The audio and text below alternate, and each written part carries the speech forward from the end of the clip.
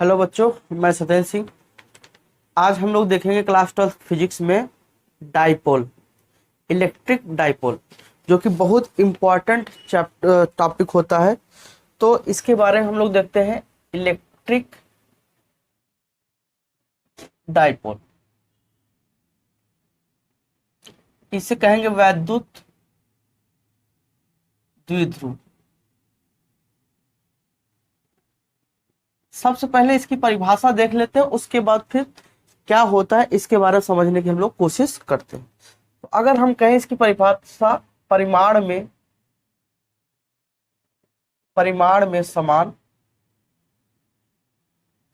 में समान परंतु विपरीत प्रकृति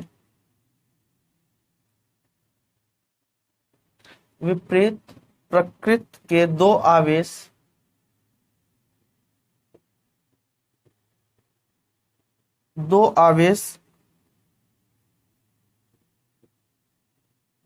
आवेशित कण अत्यंत सूक्ष्म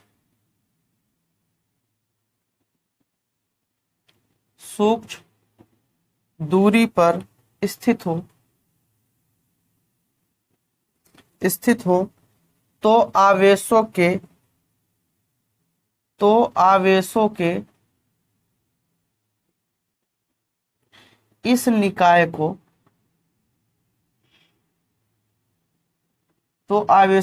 निकाय को वैद्युत द्विध्रुव कहते हैं।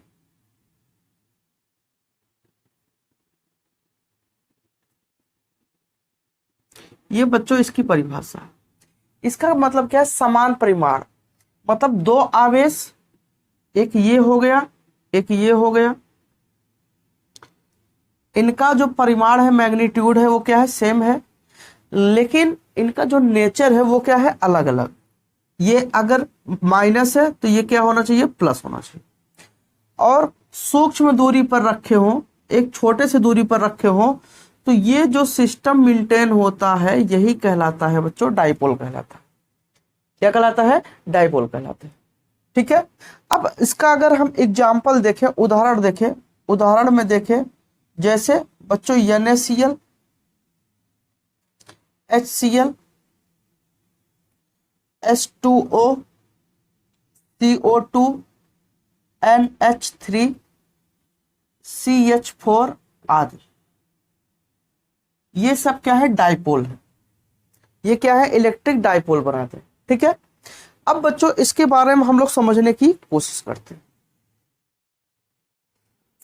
अब यहां पर एक बात कहा गया है कि समान परिमाण, मतलब मैग्नीट्यूड उसका क्या होना चाहिए? समान होना चाहिए। उस पर जो आवेश की मात्रा है वो समान होना चाहिए, समान आवेश की मात्रा, और विपरीत होना चाहिए। प्रकृति क्या होना चाहिए? दोनों का विपरीत। ठीक है। इक्वल और अपोजिट चार्ज। ठीक है। इक्वल और अपोजिट चार्ज की कहते हैं। अगर किसी स्मॉल डिस्टेंस पर रखे हैं तो जो सिस्टम कंप्लीट होगा वो कहलाएगा इलेक्ट्रिक डाइपोल। जैसे यहाँ पर NaCl है, जरा समझिएगा, मैं समझा रहा हूँ पूरा डिटेल में। जैसे NaCl है, NaCl क्या है? ये है एक मॉलिक्यूल। ये क्या है? एक मॉलिक्यूल्स, अणु है। ठीक है। अब ये अगर देखा जाए तो ये प्रेजेंट टाइम में ये क्या है? न्यूट्रल है, उदासीन है, क्योंकि स्वतंत्र अवस्था में कोई भी चीज क्या होती है? उदासीन। लेकिन अगर इसको हम अगर हम इसे तोड़े तो ये क्या बनेगा? Na+ बनेगा और Cl- बनेगा। क्या बनेगा? Na+ बनेगा और Cl-। अगर इस पर एक धनात्मक आवेश है तो इस पर कितना है? एक ऋणात्मक। अगर हम इनका देखिए, हमने कहा कि ये क्या है? Na है और ये क्या है? Cl है। ये क्या है? Cl है। अब इस पर क्या है? चार्ज है। यहां पर क्या है? यहां पर देखिए, इसके बाहरी कक्षा में कितने इलेक्ट्रॉन? एक इलेक्ट्रॉन। इसमें कितने? 7। ठीक है। तो अब ये क्या है?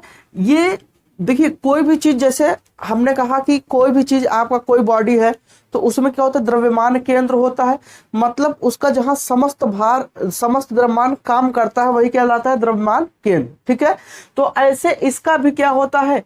आवेशों का भी क्या होता है? सेंटर ऑफ चार्ज होता है। हम मानते हैं कि ये गोला है, इस गोले पर आवेश है, लेकिन उसका समस्त आवेश कहाँ काम करता है? उसके सेंटर पर। तो इसे हम क्या कहेंगे, सेंटर ऑफ चार्ज कहेंगे। ठीक है, तो ऐसे अब ये है, इस पर आवेश यहाँ पर, इसका केंद्र कहाँ मान लेते हैं, यहाँ पर मान लेते हैं, यहाँ सेंटर पर। इसका आवेश कहाँ मान ले, यहाँ पर इसके सेंटर मान ले। अब ये इस पर कितना होता है, एक ऋणात्मक आवेश होता है और इस पर एक धनात्मक आवेश होता है।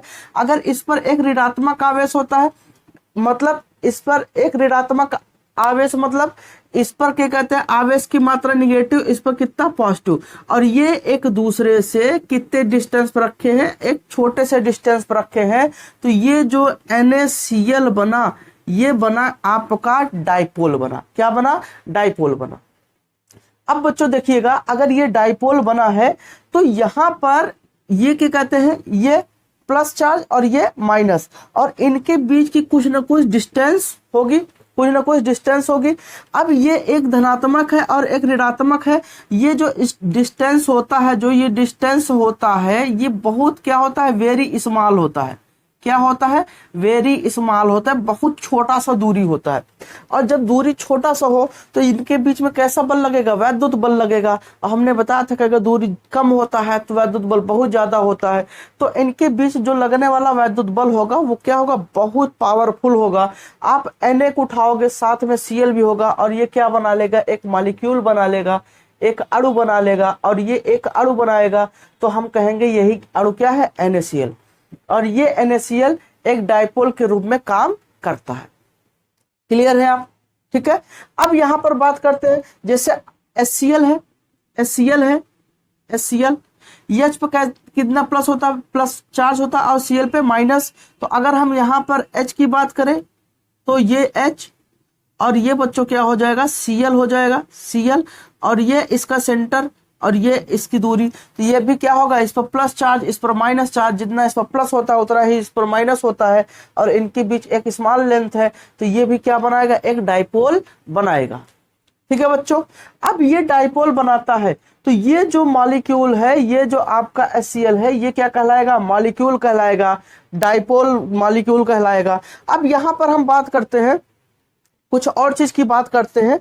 जैसे यहां पर मैं लिख रहा हूं, समझिएगा।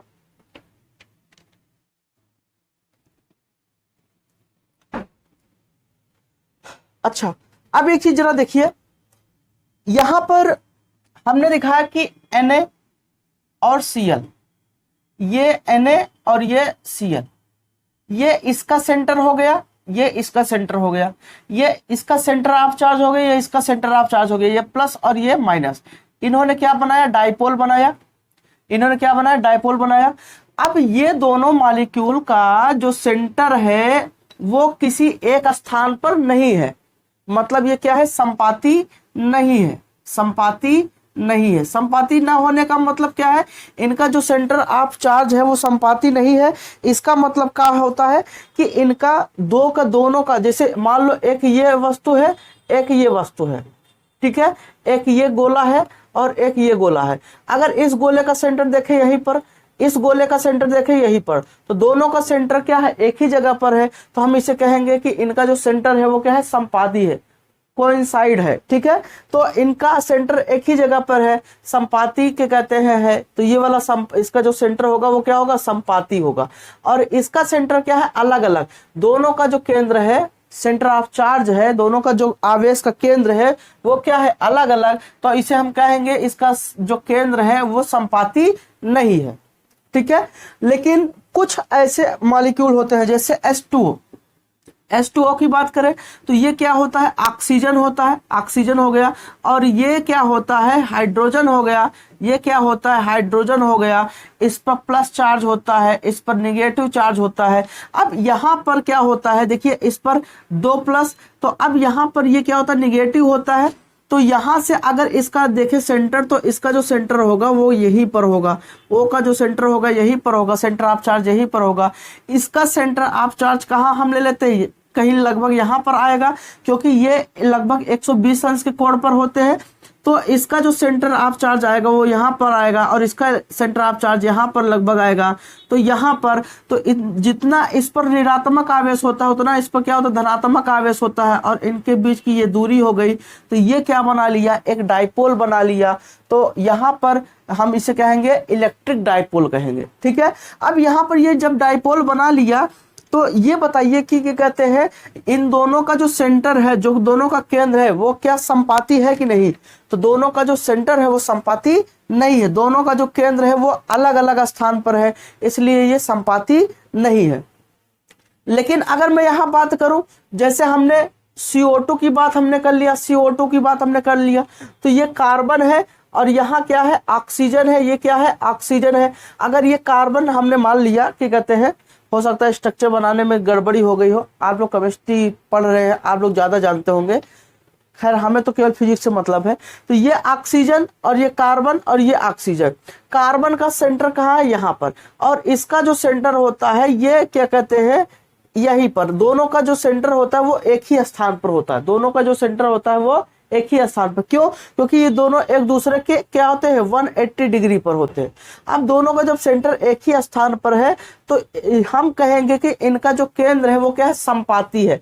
तो इनका जो केंद्र है बच्चों वो क्या है, संपाती है। क्या है, संपाती, ठीक है। तो अब हमारे पास दो तरीके के मॉलिक्यूल्स हो गए। एक मॉलिक्यूल्स ऐसे मॉलिक्यूल्स जिनका सेंटर ऑफ चार्ज क्या होता है, एक स्थान पर होता है, जिनका सेंटर ऑफ चार्ज क्या होता है, एक स्थान पर होता है, उसे हम कहेंगे संपाती। और एक ऐसा क्या कहते हैं मॉलिक्यूल्स होता है जिसका सेंटर ऑफ चार्ज अलग अलग स्थान पर होते हैं, उसे हम लोग कहेंगे संपाती नहीं है। तो अब इसी आधार पर इन्हें हम दो तरीके से लिखते हैं और यहां पर बांटने की कोशिश करते हैं। अगला हम पॉइंट देखते हैं जरा यहां पर, तो आप लोग को समझ में आ गया होगा, समान परिमाण के अगर दो आवेश हैं और उनका जो नेचर है विपरीत है, प्रकृति के है, अब कुछ दूरी पर रखे तो जो वहां पर सिस्टम उसका बनेगा वो कहलाएगा डाइपोल कहलाएगा, इलेक्ट्रिक डाइपोल, ठीक है। अब यहां पर देखते हैं, पॉइंट पहला देखते हैं, किसी परमाणु में उसके धना आवेश, किसी परमाणु में उसके धनावेश का केंद्र, धना आवेश का केंद्र तथा ऋणावेश के केंद्र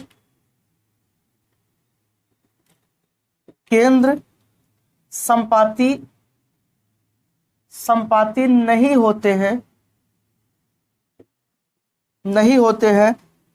तो वह द्विध्रुव होते हैं, तो वह द्विध्रुव होते हैं।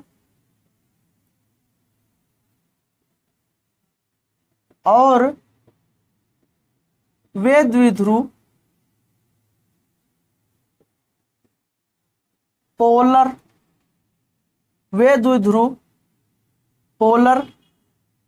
डाइपोल कहलाते हैं। इसे हम क्या कहेंगे, पोलर डाइपोल, ठीक है। इसे क्या कहेंगे, पोलर डाइपोल। और क्या कहते हैं, इनके जो अणु होंगे तथा उनके अणु पोलर कहलाते हैं, पोलर मॉलिक्यूल्स कहलाते हैं। अब उदाहरण के तौर पे बच्चों देखते हैं, जैसे आपका क्या हो गया, HCl हो गया, NaCl हो गया, ये सब क्या है, ये सब पोलर मॉलिक्यूल्स है। ये सब क्या है, पोलर मॉलिक्यूल्स। इनमें क्या होता है, पोल का जो ये डाइपोल बनाते हैं, इनका जो सेंटर ऑफ चार्ज होता है वो किसी एक स्थान पे ना होकर दो अलग अलग स्थानों पर होता है। तो ऐसे डाइपोल को हम लोग कहेंगे पोलर डाइपोल कहेंगे। समझ में आ गया। तो हम कह सकते हैं जो डाइपोल होता है वो दो प्रकार का होता है, एक पोलर डाइपोल होता है और एक नॉन पोलर होता है। एक पोलर डाइपोल होगा और एक नॉन पोलर डाइपोल होगा।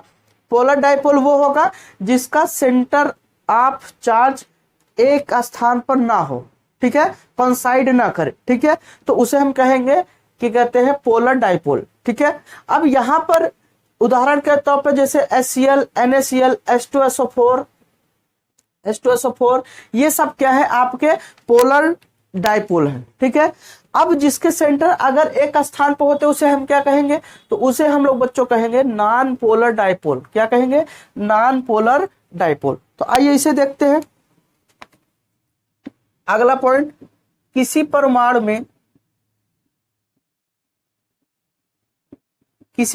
में उसके धनावेश का केंद्र तथा ऋण आवेश का केंद्र संपाती होते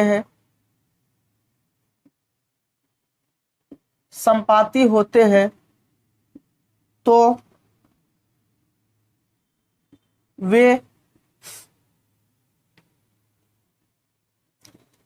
वे नॉन पोलर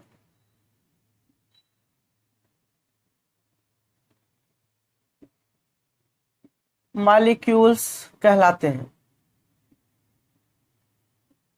ठीक है बच्चों, तो वो क्या कहलाएंगे, नॉन पोलर मॉलिक्यूल्स। एग्जाम्पल के तौर पर देखते हैं यहां पर, जैसे CO2 CH4। ठीक है, CO2 CH4। अब बच्चों हम बात करते हैं डाइपोल की, जरा बात समझिएगा। हमने कहा कि जो मॉलिक्यूल होते हैं वो दो प्रकार के होते हैं, एक पोलर होते हैं, एक नॉन पोलर होते हैं। जो पोलर होते हैं, समझिएगा, एक पोलर मॉलिक्यूल होते हैं, जो मॉलिक्यूल होते हैं,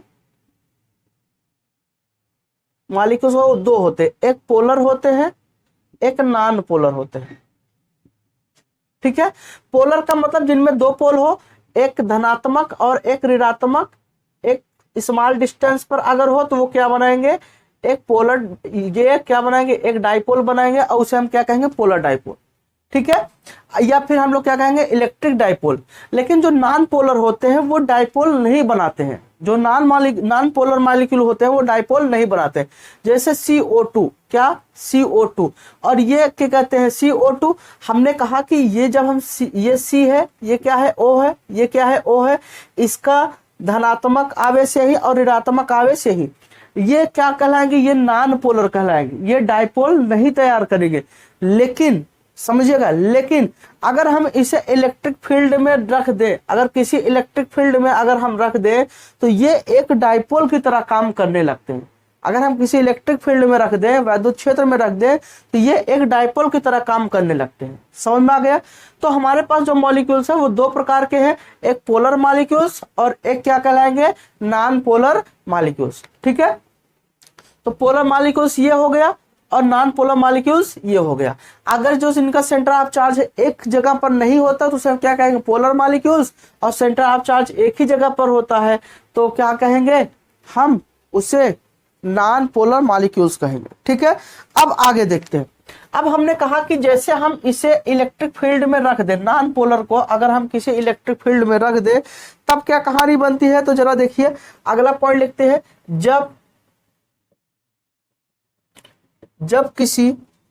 जब परमाणु को, आप लोग भी लिखते चलिए, जब परमाणु को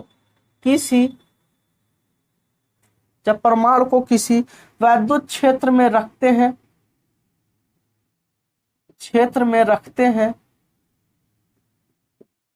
वैद्युत क्षेत्र में रखते हैं तो धनावेश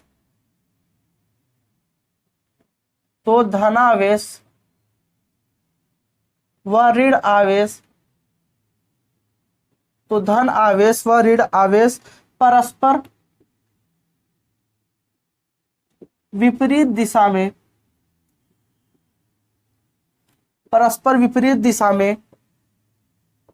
वैद्युत बल, विपरीत दिशा में वैद्युत बल कार्य करने के कारण उसके केंद्र संपाती ना होकर कुछ विस्थापित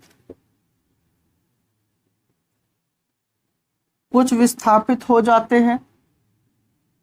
कुछ विस्थापित हो जाते हैं, जिस कारण परमाणु द्विध्रुव बन जाते हैं। ठीक है बच्चों, देखते हैं। जैसे हमने यहां पर कहा ये CO2 है, ये क्या है O है, ये क्या है C है, ये क्या है O, और यहां से हम लोग देखेंगे, यहां पर अगर देखें तो इसका चार्ज कहाँ होगा, यहाँ पर, और इन दोनों का भी चार्ज कहाँ होगा, यहाँ पर। अब इनके जो सेंटर ऑफ चार्ज होते हैं वो एक ही स्थान पर होते हैं। अब इनके जो सेंटर ऑफ चार्ज होते हैं वो एक ही स्थान पे होंगे, तो हम कहेंगे कि इनका जो सेंटर ऑफ चार्ज है वो संपाती है, तो हम कहेंगे ये क्या है, नॉन पोलर।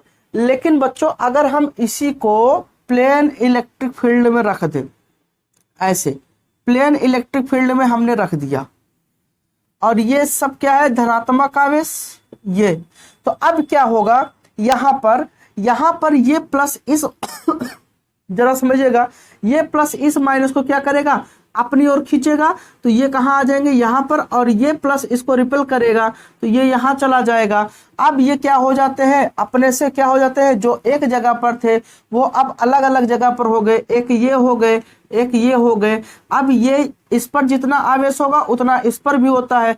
अब इसका सेंटर यहाँ पर, इसका सेंटर यहाँ पर, और ये एक स्मॉल डिस्टेंस, और इनके बीच की जो कुछ दूरी हो गई, तो ये क्या बना लिए, एक डाइपोल बना लिए। तो हम कहेंगे कि जो नॉन पोलर मॉलिक्यूल होता है, अगर उसे हम किसी इलेक्ट्रिक फील्ड में रखते हैं, विद्युत क्षेत्र में रखते हैं, तो वो भी एक पोलर मॉलिक्यूल की तरह व्यवहार करने लगता है, अर्थात हम कह सकते हैं कि वो भी एक डाइपोल तैयार कर लेता है। समझ में आ गया आप लोगों को? ठीक है। अब यहां पर बच्चों हम लोग कुछ बातें और करते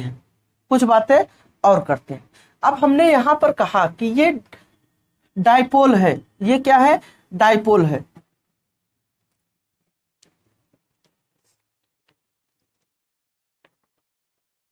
अगर हम यहां पर बात करें, एक ये माइनस क्यू और ये क्या है, प्लस क्यू, और इनके बीच की जो दूरी है हम लोग क्या ले लेते हैं, एक स्मॉल डिस्टेंस 2L ले लेते हैं।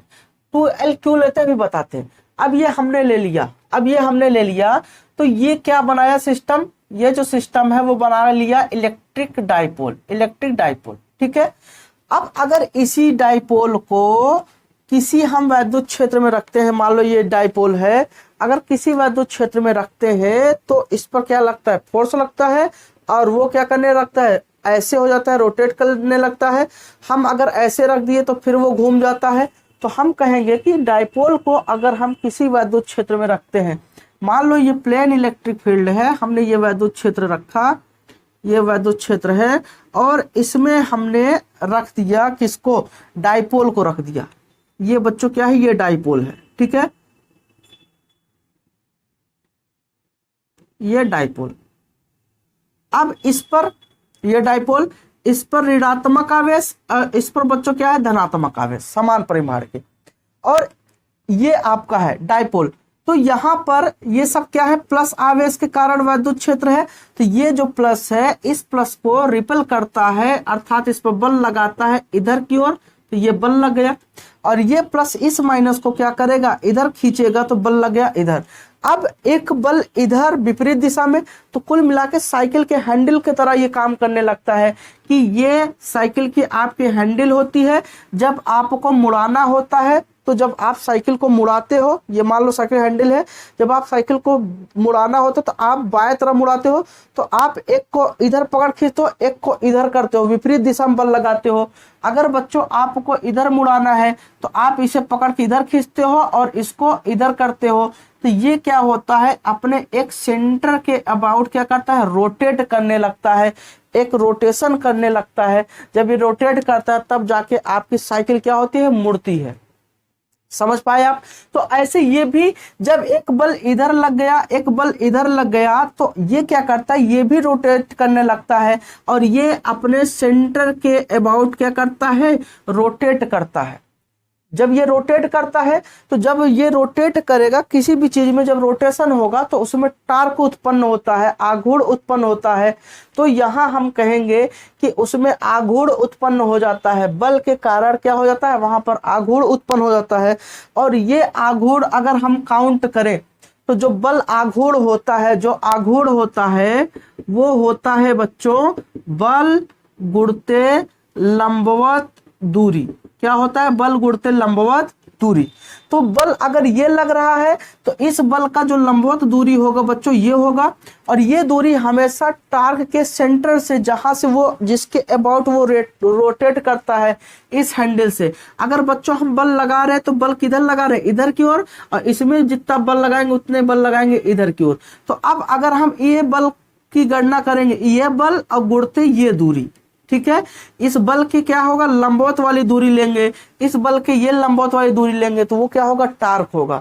तो अगर बच्चों यहां पर हम बात करें तो ये अगर दूरी हमने क्या किया, एल ले लिया, तो ये भी दूरी हमें क्या लेना पड़ेगा, एल, क्योंकि समान दूरी पर होते हैं। और इसीलिए कुल मिला के ये बच्चों क्या होता है, 2L होता है। क्या होता है, 2L इसलिए लिया जाता है क्योंकि ताकि हमारा जो कैलकुलेशन हो वो इजी रहे, ठीक है। नहीं तो अगर हम L लेते, टोटल दूरी कितना लेते, L लेते, तो हमें L/2 रखना पड़ता, यहाँ पर भी L/2 रखना पड़ता। अब यहाँ पर टार्क को हम लोग टाउ से लिखते हैं।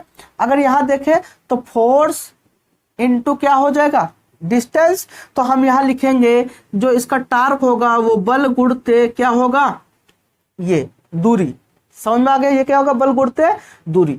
अब यहां पर हम लोग लेंगे, अब यहां पर क्या कहते हैं, बल कितना होगा, तो बच्चों ये क्या है, वैद्युत क्षेत्र की तीव्रता है, ये क्यू आवेश है। तो आप जानते हो कि क्यू आवेश के कारण उस पर वैद्युत क्षेत्र तीव्रता कितनी होगी, E बराबर F/Q। आपने देखा है, हमने पिछले क्लास में बताया था।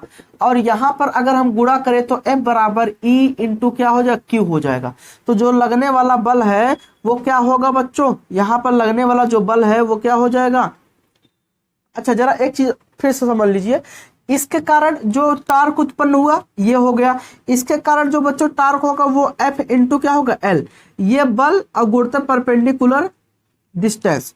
अब यहां पर ये क्या हो जाएगा, जो टोटल टार्क होगा 2F इंटू क्या होगा, L। अब यहां पर देखा जाए अगर 2FL है तो यहां पर F का मान क्या होगा, E इंटू क्या होगा, Q होगा इंटू L। तो हम इसको लिख सकते हैं 2QL इंटू E। समझ में आ गया। तो यहां पर हम लिखेंगे, यहां पर हम देखेंगे, हम इसे लिख सकते हैं Q इंटू क्या होगा, 2L इंटू क्या हो जाएगा, E। अब ये इसमें जो रोटेशन उत्पन्न हुआ है वो किसके कारण उत्पन्न हुआ है, वैद्युत क्षेत्र के कारण। किसके कारण, वैद्युत क्षेत्र के कारण।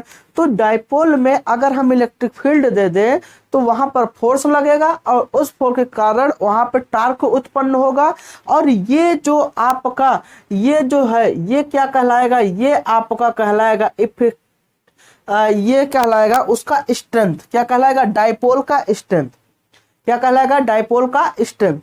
तो ये बच्चों अगर स्ट्रेंथ है, ये डाइपोल का स्ट्रेंथ है, तो इसे इफेक्टिवनेस ऑफ क्या कहेंगे, डाइपोल कहेंगे।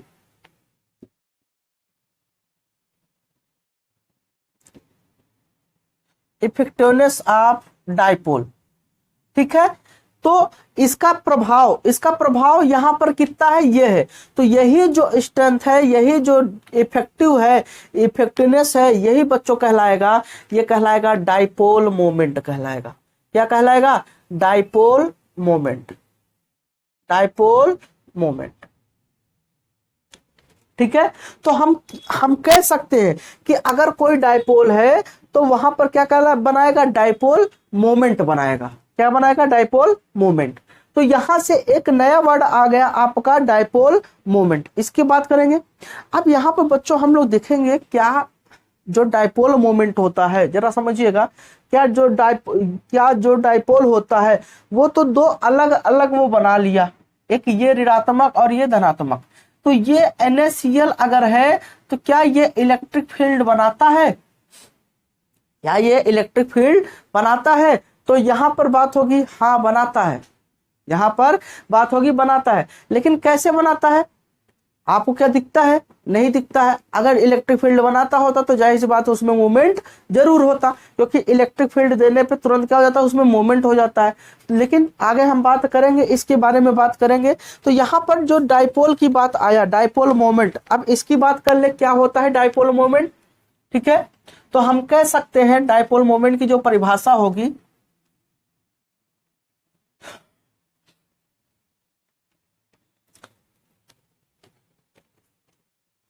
Dipole moment, electric dipole moment, इसे कहेंगे वैद्युत द्विध्रुव का आघूर्ण, वैद्युत द्विध्रुव आघूर्ण। ठीक है बच्चों, अब यहां पर इसकी परिभाषा लिखेंगे, किसी वैद्युत द्विध्रुव का आघूर्ण उसके किसी एक आवेश के परिमाण तथा आवेशों के बीच की दूरी के गुणनफल के बराबर होता है। इसे P से प्रदर्शित करते हैं, इसे P से प्रदर्शित करते हैं। ठीक है, हम कहेंगे कि अगर ये आवेश है माइनस Q और ये क्या है बच्चों प्लस Q, और इनके जो बीच का ये क्या है द्विध्रुव बनाएंगे, और ये द्विध्रुव का क्या है अक्ष है, तो ये क्या होगा उसका सेंटर, और इनके बीच की जो दूरी है कितना 2L, ये क्या होगा 2L। तो जो डाइपोल मोमेंट होगा वो होगा P बराबर आवेश का परिमाण, चिन्ह से हमें मतलब नहीं है, परिमाण गुणते इनके बीच की दूरी, तो P बराबर Q इंटू क्या हो जाएगा बच्चों 2L। हम कहेंगे P बराबर क्या हो जाएगा Q इंटू 2L। ठीक है बच्चों, तो ये क्या हो गया, ये आपका डाइपोल मोमेंट हो गया। अब यहां पर बच्चों बात करते हैं कि ये जो डाइपोल मोमेंट होता है ये कैसी राशि होती है, एक सदिश राशि होती है। डाइपोल मोमेंट जो होता है वो एक सदिश राशि होती है। तो हम यहां लिखेंगे यह एक सदिश राशि है, यह एक सदिश राशि है। अगर बच्चों ये सदिश राशि है तो इसका जो दिशा होगा वो क्या होगा, क्योंकि परिमाण तो ये हमें मिल गया, तो ये सदिश राशि है, तो अगर ये सदिश राशि है तो इसकी दिशा क्या होगा, तो इसका दिशा बच्चों क्या होगा माइनस आवेश से प्लस आवेश की ओर होगा, ऐसे इधर की दिशा में। ठीक है, तो इसकी जो दिशा होगी, दिशा हम लिख सकते हैं, इसकी दिशा निगेटिव चार्ज से पॉजिटिव चार्ज की ओर, निगेटिव चार्ज से पॉजिटिव चार्ज की ओर होती है, निगेटिव चार्ज से पॉजिटिव चार्ज की ओर होती है। क्लियर हो बच्चों। अब यहां पर हम बात करेंगे इसका जो मात्रक होगा, इसका मात्रक, तो देखिए यहां पर क्या Q इंटू 2L, और ये 2L क्या है दूरी है, तो ये आवेश का जो मात्रक होगा वो कूलाम होगा, और यहाँ जो दूरी का मात्रक है वो क्या होगा मीटर होगा। अब ये देखिए 2L, इससे आपको कोई मतलब, ये 2L क्या है लंबाई है, ठीक है, दूरी है, दूरी का मात्रक क्या होगा मीटर, तो इसका जो यूनिट होगा बच्चों, इसका मात्रक क्या होता है, इसका मात्रक कूलाम इंटू मीटर होता है। ठीक है बच्चों, कूलाम इंटू मीटर। अच्छा, इसका एक अदर मात्रक होता है, अदर यूनिट, अन्य मात्रक, इससे हम लोग कहते हैं डेबाई कहते हैं। ठीक है, क्या कहेंगे डेबाई। और ये जो एक डेबाई होता है, एक डेबाई होता है, ये होता है 3.3 गुणित 10⁻³ कूलाम इंटू मीटर। ये क्या होता है, ये डेबाई, इसका एक अलग मात्रक क्या होता है डेबाई होता है, और एक डेबाई बराबर 3.3 गुणित 10⁻³ कूलाम इंटू मीटर होता है। ठीक है बच्चों, अब यहां पर इतनी बात तो हो गई। ठीक है, ये डाइपोल मोमेंट, द्विध्रुव की कहते हैं डाइपोल, दोनों के बारे में बात हो गया। अब यहां पर हम फिर से आते हैं, कि अगर डाइपोल है, अगर बच्चों डाइपोल है तो वो क्या इलेक्ट्रिक फील्ड बनाएगा? तो हाँ बनाएगा।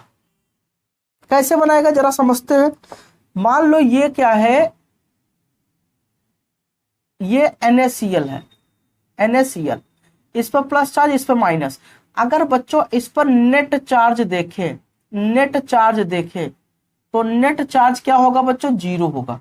और आप जानते हो अगर किसी वस्तु पर नेट चार्ज जीरो है तो उसके कारण जो वैद्युत क्षेत्र होगा वो भी क्या होगा? जीरो, क्योंकि आवेश का मान बच्चों क्या हो जाएगा? जीरो हो जाएगा। तो वैद्युत क्षेत्र भी क्या हो जाएगा? जीरो हो जाएगा, क्योंकि हमारे वैद्युत क्षेत्र के फार्मूले में होता है 1/4πε0 Q/r²।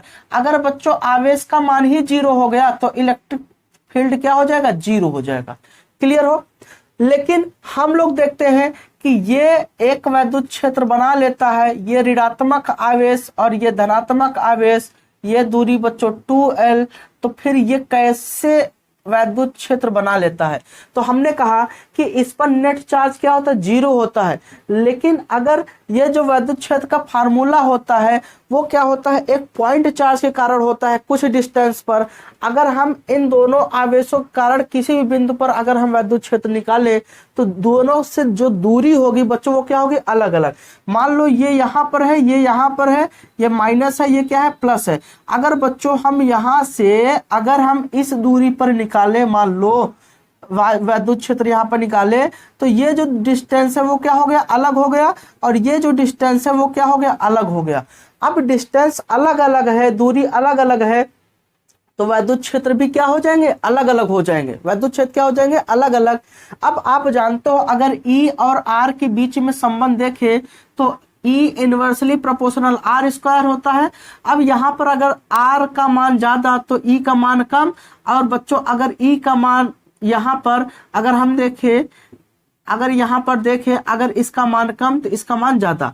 तो अगर बच्चों प्लस आवेश के कारण जो दूरी है वो क्या है? वो कम है। अगर दूरी कम है तो यहाँ पर जो वैद्युत क्षेत्र होगा वो क्या होगा? ज्यादा होगा। और यहाँ पर ये दूरी क्या है? ज्यादा है। तो इसके कारण अगर हम वैद्युत क्षेत्र निकालें तो वो क्या होगा? कम। और जब यहाँ पर नेट वैद्युत क्षेत्र निकालेंगे तो E में से ये क्या है? ज्यादा है। और बच्चों आप जानते हो ज्यादा वाले में से अगर हमेशा कम वाले को घटाते हो तो कुछ ना कुछ उसकी जो वैल्यू है वो तो आएगी ही। तो इसलिए यहाँ पर क्या हो जाएगा? वैद्युत क्षेत्र मिलेगा, ये वैद्युत क्षेत्र बनाएगा। तो हम कह सकते हैं कि किसी डाइपोल पे जो नेट चार्ज होता है वो जीरो होता है, लेकिन डाइपोल के कारण नेट चार्ज जो होता है वो जीरो होता है, लेकिन फिर भी वो वैद्युत क्षेत्र बनाते हैं। अब बात आई कि अगर NaCl वैद्युत क्षेत्र बना लेता है तो फिर क्यों देखने को नहीं मिलता है?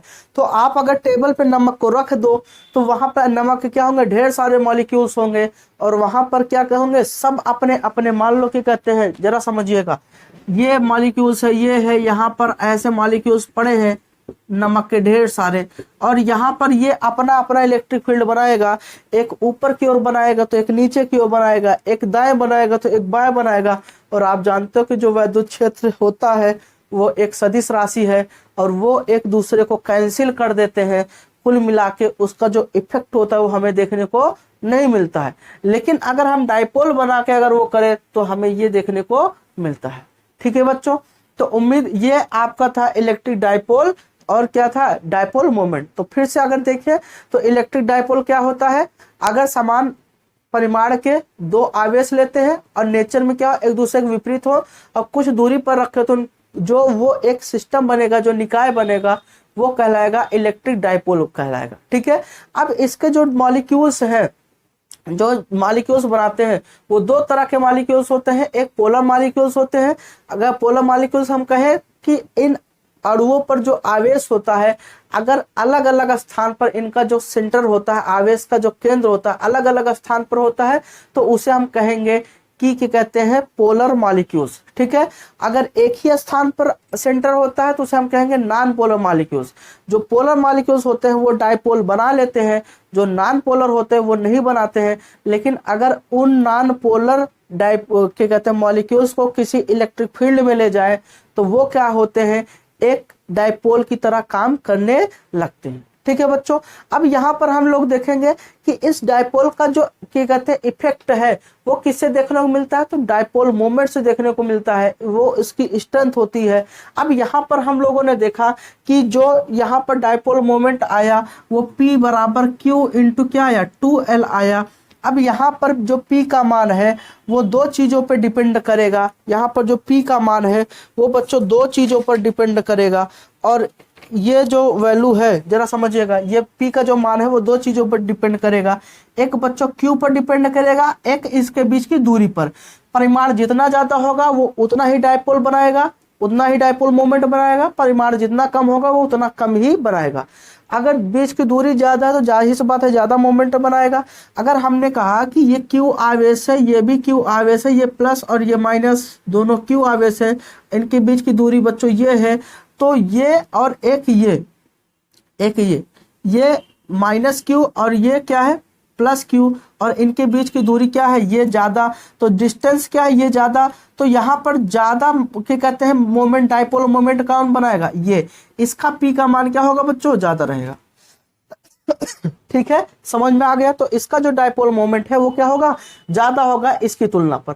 अब यहाँ पर बात आती है बच्चों एक चीज की और वो बच्चों है आइडियल डाइपोल। आइडियल डाइपोल की अगर हम बात करें, आदर्श द्विध्रुव क्या होता है, तो बच्चों आप जानते हो, आप लोगों ने फिजिक्स में कई जगह पढ़ा है आइडियल।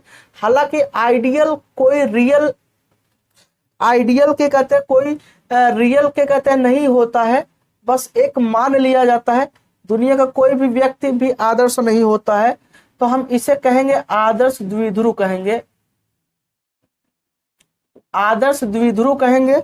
और ये इसी को हम लोग कहेंगे पॉइंट, क्या कहेंगे पॉइंट डाइपोल कहेंगे। इसे क्या कहेंगे पॉइंट डाइपोल कहेंगे। तो ये जो आइडियल डाइपोल होता है इसकी बात करें तो यहाँ पर इसे हम पॉइंट डाइपोल भी कहते हैं। हम जानते P बराबर क्या होता है Q इंटू क्या होता है 2L होता है।